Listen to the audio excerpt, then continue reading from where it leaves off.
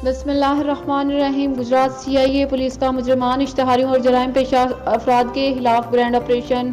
8 मुजरिमान इश्तिहारी motorcycle चोर gang के 3 करिंदे, एक नाजायज असलहा ब्रदर और एक मंशियात फरोश को गिरफ्तार किया गया।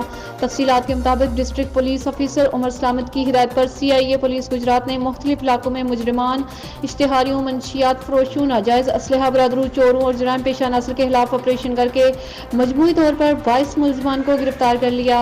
In charge CIA staff Sharaj Haider और इनकी टीम, जिसमें ASI रफ्तीम हुसैन और ASI महमूद शाह और दीगर मुलाजिमीन शामिल हैं, ने मोटरसाइकिल चोरी की वारदातें करने वाले गैंग के 3 करिंदे अली जुमान साकिन मोहल्ला सुल्तानपुरा, अली मुस्तफ़ा साकिन मोहल्ला बगदाद कॉलोनी और हसन डार साकिन गाजीपुरा को गिरफ्तार करके इनसे मुख्तलिफ ब्रांड के 5 मोटरसाइकिल बरामद किए।